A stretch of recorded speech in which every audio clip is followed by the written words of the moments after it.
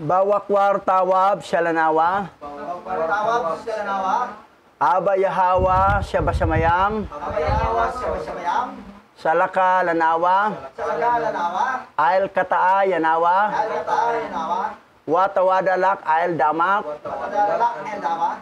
Sasatap at Kataa Yanawa. Sasarap at kataay nawa. Kalhalal Hawadla Aba Yahawa Alhayam. Lalawat la abayawa layam. Basa Masyayak Yahawashay. Sayang yawasay. Bahasam Raw Kakadas. Basang ramakadas. Yaman. Yaman. Okay. Nandito na tayo sa chapter 76. Isang chapter lang. At hindi to ganong mahaba.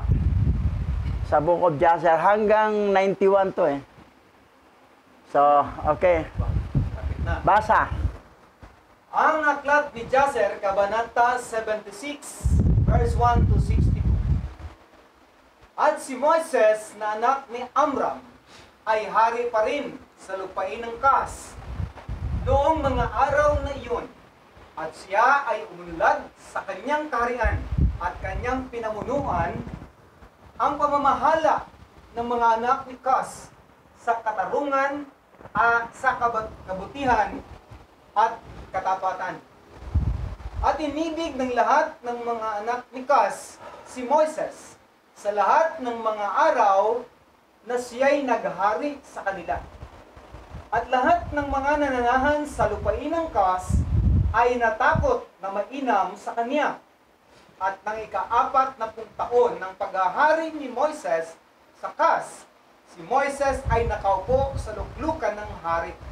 Samantalang si Adonias na reyna ay nasa harap niya at lahat ng mga mahal na tao ay nakaupo sa palibot niya. Si Moses, isang magandang hari dahil kanyang pinamunuan ang pamamahala ng mga anak ni Kas sa katarungan at kabutihan at katapatan. Hindi yung namahala sa pagnanakaw ng mga exertion para makurap ang pera ng bansa. Matino si Moses. Ngayon, yung pinaalis si Moses, pinaresign siya, nag-resign din siya agad. Hindi makapal ang mukha niya na talagang dumidikit. Kahit maganda ang pamahala niya, pero bakit siya pinaresign dito? Alamin natin, ha? Tuloy tayo. Yari. Oo. At sinabi ni Adonias na reyna sa harap ng hari at ng mga prinsipe, ano itong bagay na iyong ginawa ng mga anak ni Kas sa mahabang panahon?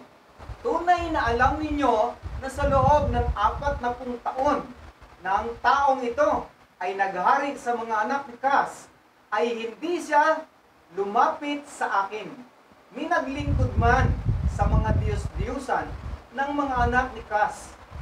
Ngayon nga'y dinggin ninyo, o kayong mga anak ni Kas, at huwag ninyong hayaang maghari ang taong ito sa inyo, dahil hindi siya sa ating laman.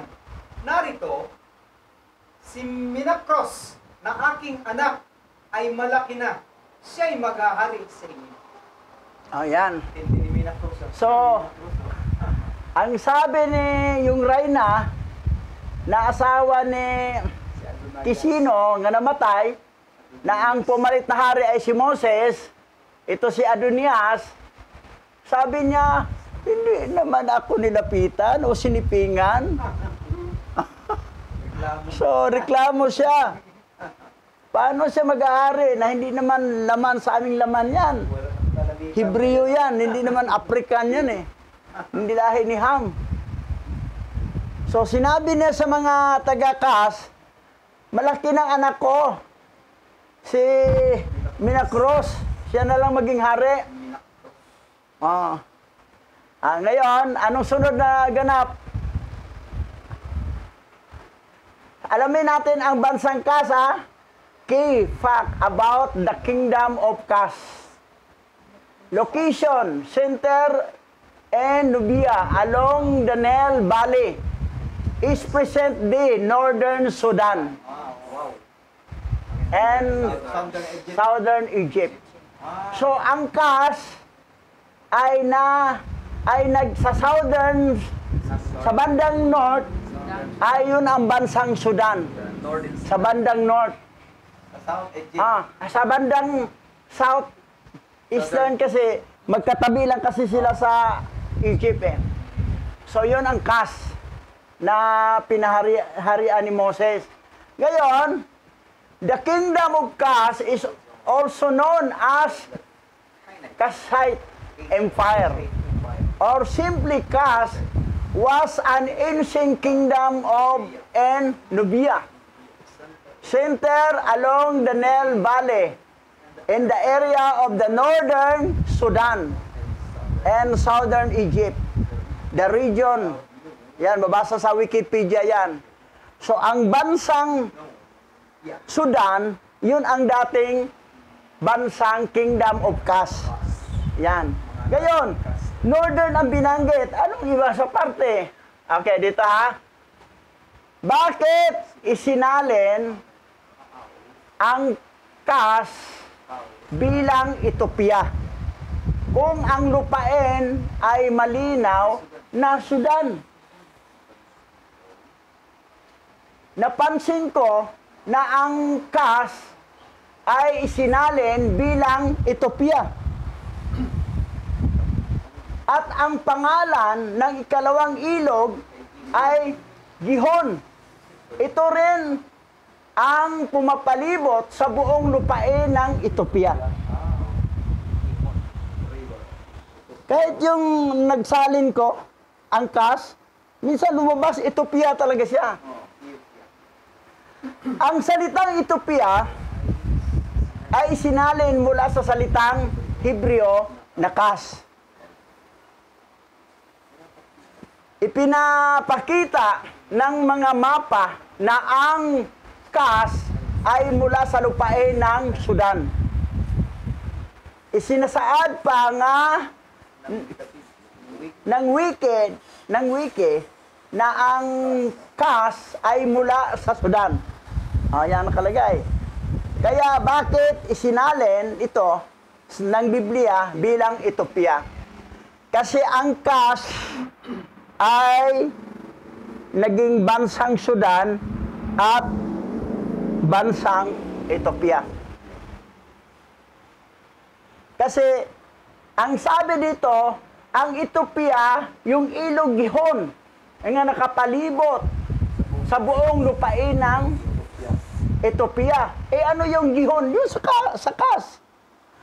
So ang Sudan, part ng northern lang siya. Sa northern.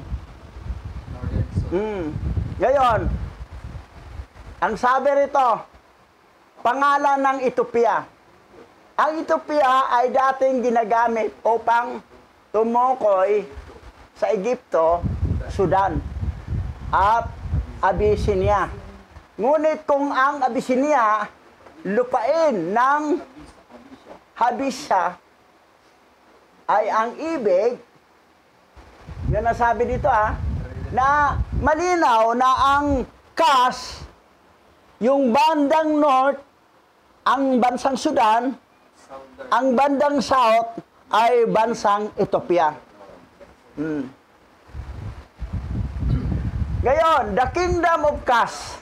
Kas was a kingdom in northern Africa, in the region of corresponding to the modern day Sudan. The large region around Kas, later referred to as. Kasi ang ilog ng Gihon na nakapalibot sa Ethiopia, yun yung Kas. Therefore, yung Ethiopia at saka yung Sudan ay dating bansang Kas. Yan. Ngayon, grabe ang kaguluhan sa Sudan War. Ang daming patay. Ito, Pilira, mga patay. Oo. Pila-pila eh. Oh, yan. Ayun yun. Oo, dalawang Sudan. bata, oh. Yan mga mukha nila, mga itim. That's why si Moses, hindi talaga niya sinipingan si Adonia kasi negra eh. Ras yun siya din niya. Ayaw niya. Ito si Moses, pihikan pala to. Choosy. Naghanap ng beautiful. Choosy. Ay, tsura ng Sudan yan, yung taga-kas, Sa ganun. isip niya, pagpatay lang pala yan. Reyna Castilla doon niya. Oh, yan, patay ng nanay nila, umiyak ko. Mga negro pala talaga sila. Oh, kasi lahi ni Ham yan, oh, yan. Oh. Di ma-enjoy si Moises. Ma-enjoy ka ba itong tsura nito? Basta, Pagpatay lang pala. medyo maganda pa konti si Midi dito. Nakakaano din sila, no? Nakakaawa din yung ganyang sistema nila. Okay, basa. At narinig ng buong bayan at ng mga mahal na tao ng mga anak ni Kas ang mga salita na sinalita ng Reyna Adonias sa kanilang mga pakinig. At ang buong bayan ay naghahanda hanggang sa gabi. At sa kinaumagahan ay bumangon silang maaga at ginawang hari sa kanila si Menacras na anak ni Kasiano o Kisiano.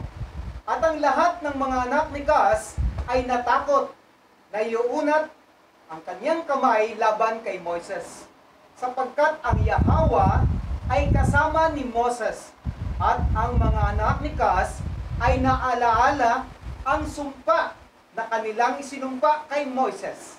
Kaya nga, hindi nila siya ginawang masama. So, nakita kasi ang pamahala ni Moses maayos. Respeto siya, no? Oh, walang corruption, walang exertion sa budget.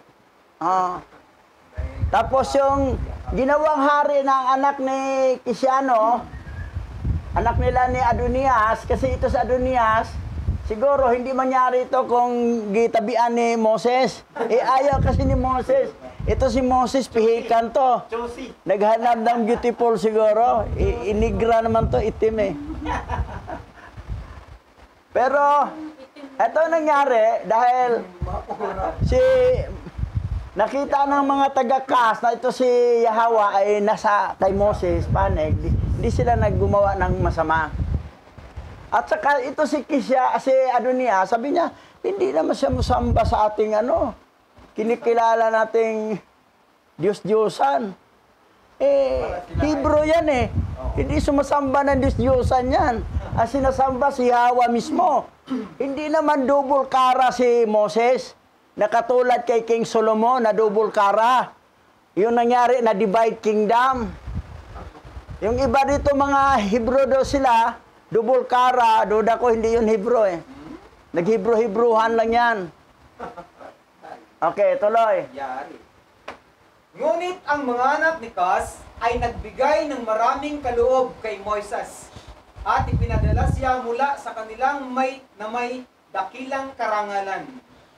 Sa gayoy, umalis si Moises mula sa lupain ng Kas at umuwi at tumigil sa paghahari sa Kas. At si Moises ay 66 na taong gulang nang siya ay umalis sa lupain ng Kas, sapagkat ang bagay ay mula sa Yahweh, sapagkat ang panahong itinakda niya noong unang panahon upang ilabas ang Israel mula sa paghahari ng mga anak ni Ham. Sa gayon, naparoon si Moises sa Midian, sapagkat siya ay natakot na bumalik sa Ehipto dahil kay Paraon. At siya ay yumaon at umupo sa isang balon ng tubig sa Midian. Si Moses, yung pinalit na yung anak ni Kisiano, ay talagang willing si Moses mag-resign. Hindi makapal ang moks na ipipilit ang sarili kahit ang taong bayan wala nang gusto sa kanya. Kailangan pa magkaroon pa ng maraming rally para umalis. Si Moses umalis. Binigyan rin siya ng parangal, binigyan siya mga regalo, umalis siya. So, yan ang nangyari. Kita mo ha, maganda ang pamahala dahil hindi siya lahi ni Kas, tapos hindi niya sinipingan ng asawa ni Kisiano, mga balo, na dapat asawa niya. So, okay siya. Pero mo, 18 years old siya na simulang hari. Umalis siya, 66 ng edad. Grabe, 40 years. Sinitman, no? Sinitman, grabe. Oo. Tiis talaga. Oh, matagal ang pagkahari niya doon. Ayos na. Ngayon, ang nangyari, hindi bumalik si Moses sa Egypt. Pero si Balaam, bumalik sa Egypt. Si Balaam. Doon sila magkita naman uli. Ito si Moses, pumunta sa Midian. Pero sa Bible na corrupted, na product by Vatican Canon Law, dumiritso na si Moses sa Midian, mula pag-alis sa Egypt. Diretso siya dyan. Walang kwento dito. Walang kwento nga naging hari pa si Moses dito sa anong itong Kas nga naging bansang Ethiopia at saka Sudan. Grabe, So, dami yung nawala, daming kinuha. Daming tinanggal. Daming tinanggal nga. Tapos, hindi pa gininto na hinatid si Moses ng angel. Palabas ng Egypt. Doon, parang tumakas lang na. Takot. Oh. So, ang dami talagang bawas na ginawa. Error siya. Okay, tuloy tayo. At ang 7 anak na babae ni Reuel na Midianita ay lumabas upang pasturin ang kawan ng kanilang ama. At sila'y naparoon sa balon at umigib ng tubig upang painumin ang kawan ng kanilang ama. Sa gayoy naparoon ang mga pastor ng Midian at sila'y itinaboy. Ngunit si Moses ay tumindig at tinulungan ang 7 mga babae at pinainom ang kanilang kawan. Okay. Ito si Reuel, ito yung isang advisor ni King Paraon noon na pinayuhan niya, ayaw sumunod, umalis na lang si Reuel. Midianita yan siya eh. Dala yung tungkod niya galing kay Joseph. So, yan ang nangyari. Ngayon, dito na siya. 6 na anak ni ano? 7. 7 ang mga anak na babae ni Reuel. Yung panganay dito, maging asawa ni Moses, si Sipora. Tuloy tayo. At sila'y umuwi sa kanilang amang si Reuel at isinaysay sa kanya ang ginawa ni Moses sa kanila. At kanilang sinabi, isang lalaking Ehipsyo ang nagligtas sa amin. Sa mga kamay ng mga pastor, siya'y sumalok ng tubig para sa amin at pinainom ang kawan. At sinabi ni Reuel sa kanyang mga anak, at nasaan siya? Bakit ninyo iniwan ang lalaki? At pinatawag siya ni Reuel at kinuha siya at dinala siya sa bahay. At kumain siya ng tinapay na kasama nila. At isinalaysay ni Moises kay Reuel na siya ay tumakas mula sa Ehipto. At siya ay nagharing 40 taon sa Kas. At pagkatapos ay inalis nila ang pamamahala sa kanya. At pinayaon siya ng payapa na may karangalan at may mga kadupo. Kwininto ni Moses ang totoong pangyari sa buhay niya. Tumakas siya sa Egypt. At naghari siya ng 40 years sa bansang Kas. Ngayon ay Sudan na maraming pinapatay. At Ethiopia na nagkaroon tayo ng original scripture from Ethiopia. Ngayon, pininto ni Moses kay Reuel. Ngayon, anong sunod nangyari?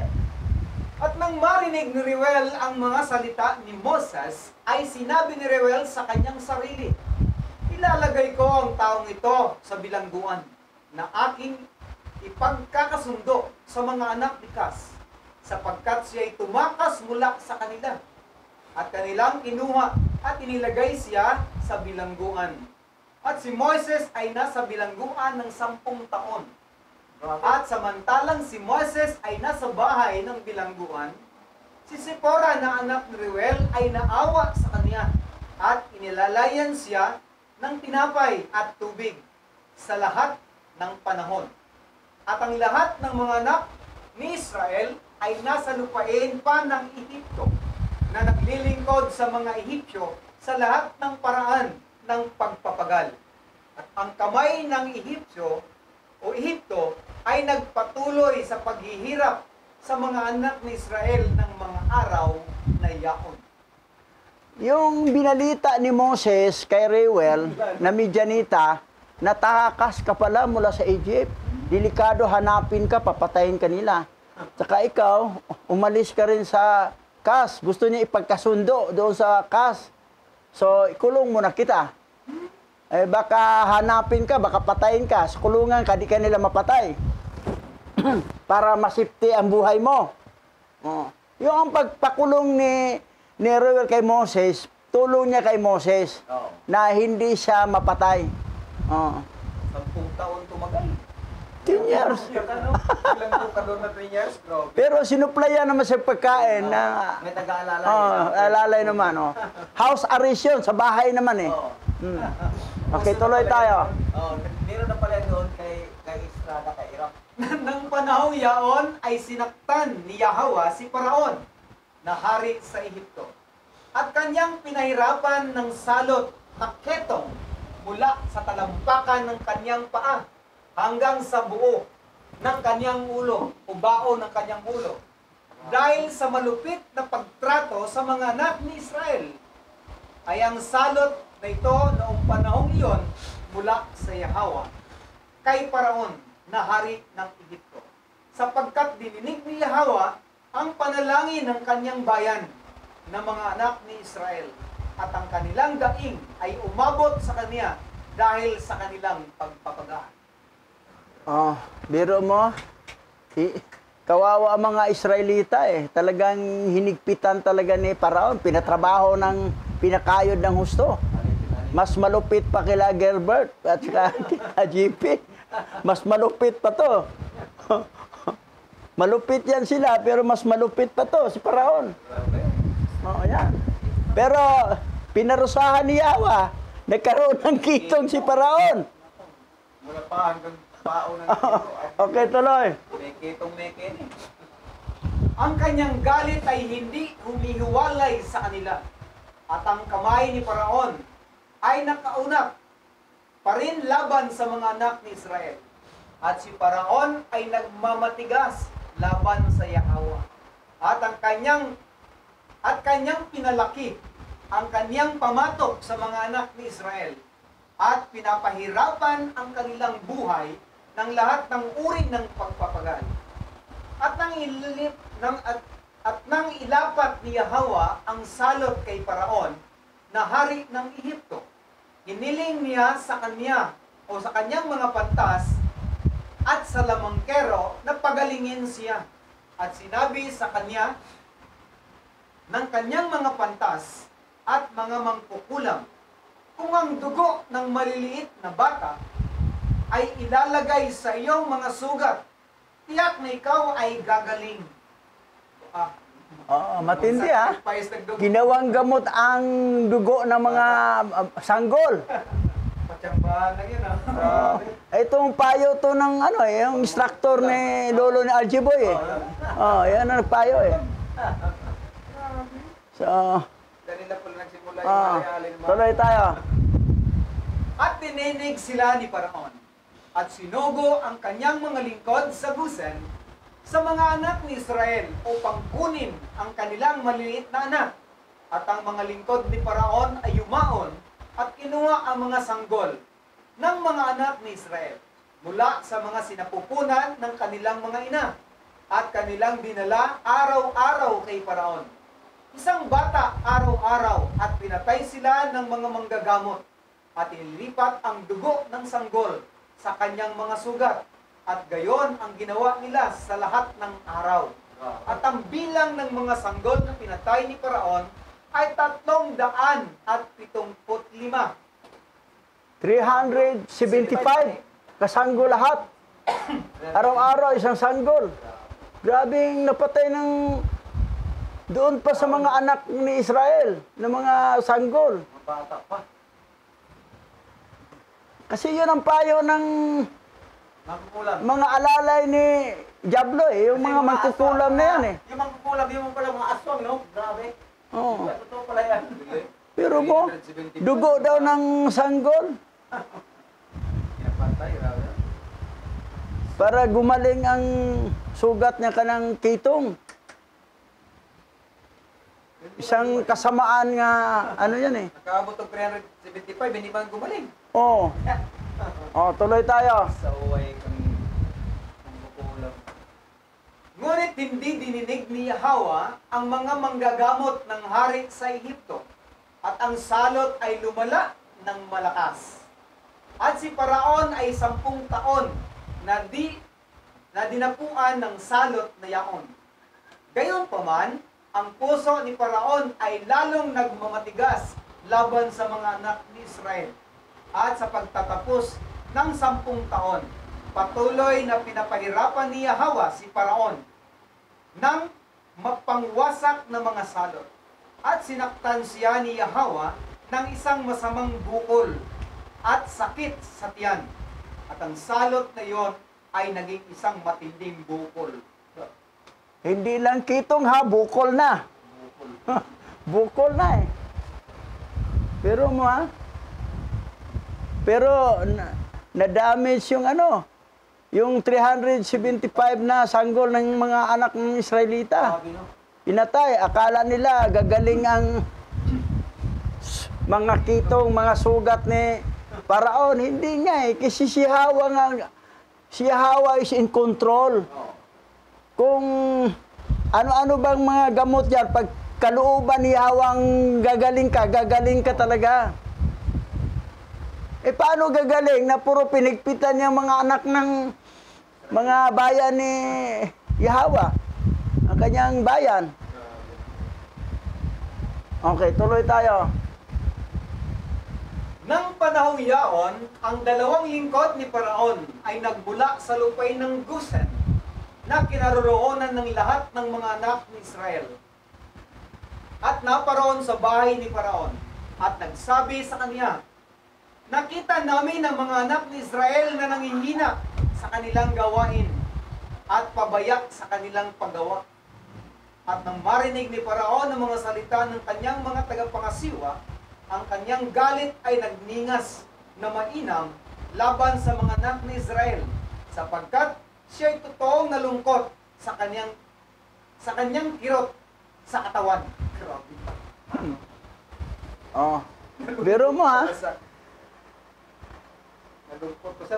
nalaman na nagpa-banjing-banjing ng mga Israelita magtrabaho, nagalit.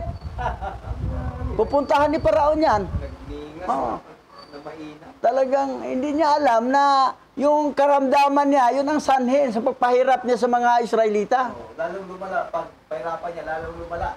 Instead kitong la, may bukol pa. Sakit sa tiyan. Okay, tuloy tayo. At siya'y sumagot at nagsabi, ngayong nalalaman ng mga anak ni Israel na ako'y may sakit, at sila'y hindi nagtatrabaho, at nililibak nila ako. Ngayon ihanda ninyo sa akin ang aking karo, at ako'y paroroon sa Gusen, at aking makikita ang panunuya ng mga anak ni Israel na kanilang tinutuya ako. Kaya't inihanda ng kanyang mga lingkod ang karo para sa kanya at kanilang kinuha at pinasakay siya sapagkat hindi siya makasakay sa kanyang sarili. Ay, oo. Grabe, At lumala siya'y pala. nagsama ng 10 mga ngabayo at 10 lalaking naglalakad at naparoon sa mga anak ni Israel sa Gusen. So, sabi ni Paraon, puntahan natin. Tinutuya pala ako ha. Dahil may sakit ako. Sige, punta ako. Tingnan natin. So, hindi alam ni Paraon na yan ang sanhi sa pagka-aksidente niya. Diyan siya matuluyang matigok. Okay, tuloy tayo.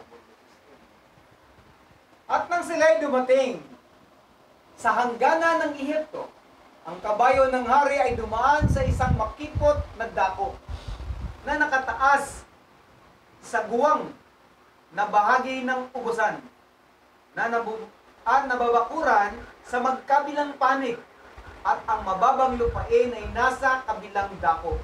At ang mga kabayo ay nagsitakbuhan ng matulin ng dakong yaon o sa dakong yaon at nagsiksikan sa isa-isa.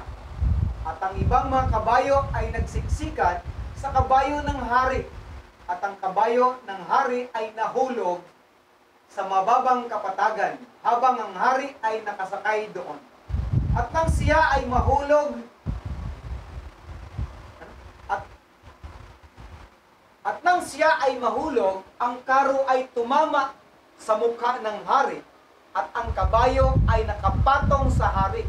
At ang hari ay sumigaw, sapagkat ang kanyang laman ay napakasakit. Yan. Biro mo ha? Napatungan. Bumagsak ang hari, yung karo, tumama sa kanya, pati yung kabayo. Napatong na ba? Ganun, napapalo to. Yan. Kasi, gilupitan niya ang mga Israelita na bayan ng Israel, bayan ng Yahweh. Instead na mamahalin niya ang mga Israelita, nagmamalupit siya. So, hindi niya alam na ang karamdaman niya, ayun ang sanhi sa kanyang kalupitan sa mga Israelita. Ngayon, aksidente. Aksidente. May karamdaman pa, halos di pa makatayo, ikarga sa karo, bumagsak pa siya, nabagsakan pa siya ng karo, nabagsakan pa siya ng kabayo. Ano nangyari sa kanyang laman? Napakasakit. Sobra ang kanyang tinamo. Okay, tuloy. At ang laman ng hari ay napunit mula sa kanya. At ang kanyang mga buto ay nabali at hindi siya nakasakay. Sapagkat ang bagay na ito ay mula sa Yahweh sa kanya. Sapagkat dininig ni Yahweh ang mga daing ng kanyang mga tao na mga anak na Israel at ang kanilang paghihirap. At pinasan siya ng kanyang mga lingkod sa kanilang mga balikat ng paunti-unti, at dinala nila siya pabalik sa Ehipto. At ang mga kabayo na kasama niya ay bumalik din sa Ehipto.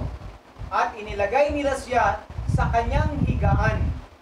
At nalaman ng hari na malapit na siyang mamatay, kaya si Aparanit na reyna na kanyang asawa ay dumating at umiyak sa harap ng hari. At ang hari ay umiyak ng labis na pag-iyak na kasama niya. Yan. Yan ano pala? Yan ano pala eh. Pupunta pa kasi ng Gosen. Na-aksidente siya tuloy. Anong nangyari sa laman niya? Napunit. Napunit. Ang mga buto niya. Nabali. Bali. Yan. Kung nandyan lang siya sa palasyo, dahil na-intriga siya na pinagtawanan na siya na may sakit, mirise, pinaglupitan nyo kami, nangyari. Biro mo, mga sanggo lang ha, kinuha, pinatay para magamit ang dugo, para gamot niya, hindi naman siya na gumaling. Kasi ang kagalingan na kay Hawa lang, kahit anong klaseng gamot yan, pag hindi yan niloob ni Hawa, hindi ka talaga gagaling. Kailangan talaga, panig mo si Hawa. Kasi kung kalaban mo si Hawa, kahit pa yung gamot na yan, nasabi ng mga nagsabi na epektibo to, hindi yan mag-iepektibo hanggat kalaban mo si Hawa. Na kailangan talaga, lagi nating tayo ay hindi sumuhay kay Hawa. At lagi tayong masunurin kay Hawa at na may takot sa Kanya. Kasi yung gumagawa ng kasamaan, walang takot kay Hawa yun eh. Yan ang nangyari. Okay, tuloy tayo.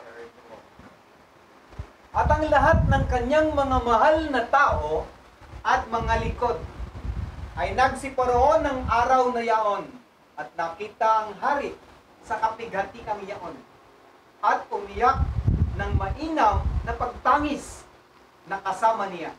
At ang mga prinsipe ng hari at ang lahat ng kanyang mga tagapayo ay nagpayo sa hari na gawing maghari ang isa na kahalili niya sa lupain. Sino mang pipiliin niya sa kanyang mga anak. At ang hari ay may 3 anak na lalaki at 2 anak na babae na ipinanganak sa kanya ni Aparit o Aparanit.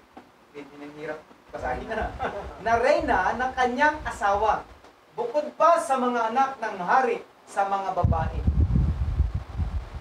May mga anak pa Sa sa iba, oh. Aparanit. Oo, Si Aparanit ay 5 anak. Oo. 3 babae. 5. Yung pangalan nila si Batia yon, yung inampon si Moses. Oo, si Ah. Batia yan. Yung panganay. Tuloy. At ito ang kanilang mga pangalan. Ang panganay na si Otre. At ang pangalawa na anak, si Adikam.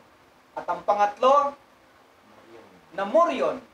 At ang kanilang mga kapatid na babae, ang pangalan ng nakatatandang babae ay si Batea. At ang isa ay si Akosi. At si Otre, na panganay ng hari, ay isang tulala, madaldal, at nagmamadali sa kanyang mga salita.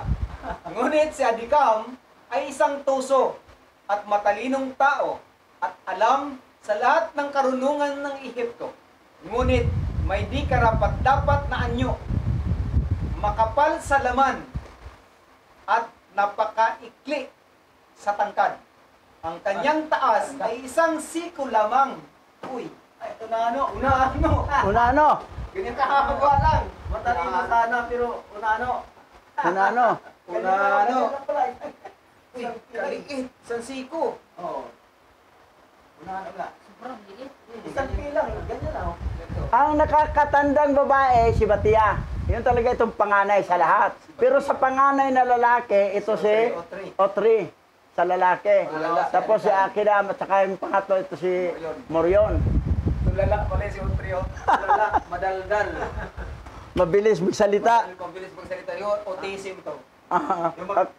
Okay, tuloy tayo. Autism ba? At ang makita ng hari si Adikam na kanyang anak na matalino at matalino sa lahat ng bagay. Ipinasaya ng hari na siya ang maging hari bilang kahalili niya pagkatapos ng kanyang kamatayan. At siya ay nag-asawa kay Geda na anak ni Abilot. At siya ay nagkaanak sa kanya ng 4 na lalaki. At siya ay pagkatapos ay yumaon at kumuha ng 3 asawa at nagkaanak ng 8 anak na lalaki at 3 anak na babae. At ang kaguluhan ay lubang na naig sa hari at ang kanyang laman ay bumaho gaya ng laman ng isang bangkay na ihagis sa paraan sa panahon ng tag-araw, sa panahon ng tag-init ng araw. Biro mo si Pandak, nakapag-asawa pa ng 4. Grabe, no? Unano na nga. Oo. Eh kasi maging hari. Siya ang kahalili. Nakanak ng 8 Siyempre ang mga babae ay Pandak to, wala problema. Kasi maging hari naman to eh. Hari ka, anong problema? Ang liit. Ganyan ang kahaba. Isang lang eh. Yan ang maabutan ni Moses. Si Pandak. Okay, tuloy tayo. At ang lahat ng kanyang mga mahal na tao at mga lingkod ay nagsiparoon ng araw na yaon at nakita ang hari sa kapighatiang yaon at umiyak ng mainam na pagtangis na kasama niya. At ang mga prinsipe ng hari at ang lahat niyang mga tagapayo ay nagpayo sa harap ng hari na gawing maghari ang isa sa kahalili o nakahalili niya sa lupain. Sino mang pipiliin niya sa kanyang mga anak.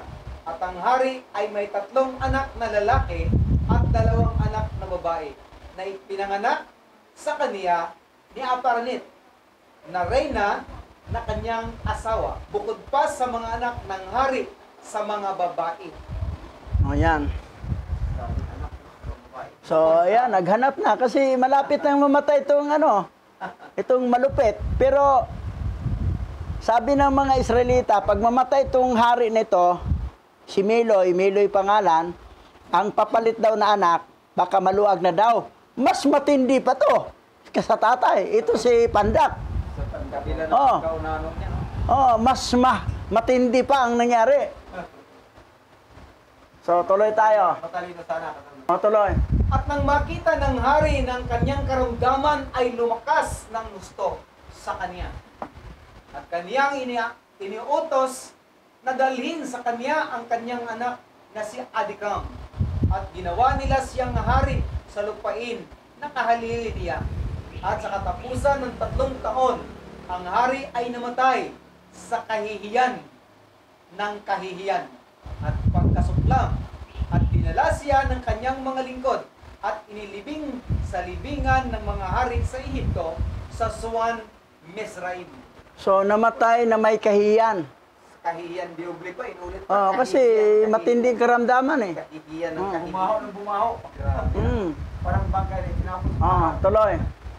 Ngunit hindi nila inimbalsamo siya, gaya ng nakagawian ng mga hari, sapagkat ang kanyang laman ay bulok at hindi sila makalapit upang imbalsamuhin siya dahil sa baho. Kaya't inilibing nila siya ng madalian, sapagkat ang kasamaang ito ay mula sa Yahawa sa kaniya. At siya'y namatay na may takot at may kahihiyan. At ang kanyang mga anak na si Adikam ay naghari na kahalili niya. Oh, yan. Ngayon, si Adikam. Berba. No. Ah, Murag galing. Bumaho pa rin si biro mo, Faraon, no? yung laman, Bumaho. ang baho, di makalapit yung imbalsamador. Grabe. Di sa baho. Diretso na lang ilibing. Oh, Ang tuyok yun eh. malupit. Pero ito si Adikam, mas lalong malupit to sa mga Hebrew Israelite. Ito si Pandak. Oh, tanda. Walang karapatang mag-ari. Tapos na pala. Ago, ang tindi niya Adikam. 4 taon lang yan si Pandak eh. Pagkahari. Yan ang maabutan ni Moses. Nagtagal, no? Grabe. Yung, di ba, nagkaroon siya ng 8 anak? Yung panganay niya namatay. Oo. Namatay yung anak ng panganay kasi lahat ng mga panganay kasi mamamatay. Oo, yung... Oh, anak niya. Pero si Batia, panganay din sa pero hindi namatay. That's why na pupunta yung hari, pati si Batia doon sa Gusin eh. Sabi niya kay Moses, ito ba ang ginaganti mo sa akin na pinapalaki kita? Tapos pinapatay ang lahat ng panganay. Sabi niya, oo nga. Mama, pero ikaw, hindi ka panganay ka, hindi ka namatay. Pero itong anak ng hari, na panganay namatay. Magsilayas na kayo dito. Balik kayo sa Kanaan. Sa isa pang 2 sabat yun nangyari. Pero sa doctorated visa, matangkad yung Faraon doon, ah. Matangkad ba? Ano yung The Prince of Egypt? Oo. Paglabas na ni Moises? Matangkad yun. Yung sa movie. Oo. Sa movie yon, sa pelikula. Sa totoong buhay pala, pandak eh. Oo, bandak pala. Eh, corrupted kasi. Titingnan natin basahin natin sa Corrupted Bible kung may basa bang matangkad siya doon. Oo. May babasa bang matangkad. Sa pelikula kasi matangkad. Matangkad eh, pelikula. Sa pelikula. Yung wing-wing dito sa... yung Ten Commandment. Oh. Dapat si Wing-Wing yung Oh, si kinuha. Wing-wing kinuha. Ah. Parang yung Faraon yun, kay pandak ni Wing-wing. Parang pa, yung tintumansin, parang pa ni Wing-wing yan eh. Nilagay sa kwan, ganyan kataas lang oh. Oo. Nilagay sa lamisa. So, yan ang nangyari. So, super detalyado talaga ang Book of Jasher sa mga pangyayari. Yan ang dahilan kung hindi pinasok sa Vatican Canon Law ito. Kasi detalyado. Ayaw nilang detalyado. Gusto nila magkaroon ng kakulangan sa kaalaman ang mga tao. Mananatiling dangko ang... Na ang story ay shortcut. Oo. Biro mo si Moses, diretso sa Midian. Oo. Samantala, naging hari pa siya sa bansa ngayon na Sudan at saka Ethiopia. Na ang tawag doon sa bansa dati ay bansa ni Kas, na si Kisiano ang hari, namatay si Moses pumalit. At yung asawa ni Kisyano nga balo, na gawing asawa ni Moses, si Adonias, hindi naman niya sinipingan. Kasi natakot siya kay Hawa dahil sabi niya na kailangan daw ang kayang mag-asawa niya, yung mga lahi lang nila, hindi yung pwedeng lahi ni Ham. Yun ang reason niya. Pangalawa lang siguro na hindi kita type, si itim ka eh. Pang-tatlo, illegal shipping. Okay, dadako na tayo sa panalangin. Patuloy na manalangin. Nagpapasalamat kami sa iyo, aming Yahawa, sa araw na ito at patuloy ng iyong paghayag ay patuloy na detalyado sa amin sa pamagitan ng mga aral mula sa history ng kasaysayan ng Israel sa buhay ng aming mga ninuno at patuloy ng pagkakilala sa iyo. Ikaw lang ang aming itataas at pararangalan sa lahat ng oras at panahon. Aming Yahawa, dalangin po namin na patuloy mong pagpalain ang lahat ng mga remnant sa dakong ito at ang iyong pag-iingat at pagliligtas ay patuloy ng maranasan higit sa lahat sa pangangailangan sa lahat ng panahon habang nararanasan namin na malawakan ng kapigatian at kahirapan sa aming bayan gawa ng korupsyon. O Yahawa na may likha ng langit at lupa, alam kong ikaw naglalagay ng mga pamunuan sa aming bayan upang pagharian kami at ang sistema ng aming lipunan ay aming galawin ayon sa iyong mga plano. Ngunit ngayon ay nakikita naming hindi pa ayos at hindi patas. O Yahawa, ang iyong kamay, ang iyong kapangyarihan, ang iyong espiritu ay patuloy na gumagawa at kumikilos upang ikaw ay matanyag at mahayag sa kapanahonang ito. Dalangin namin ang iyong pangunguna, dalangin namin ang iyong pamamahala, ang siyang patuloy na maranasan sa aming bayan.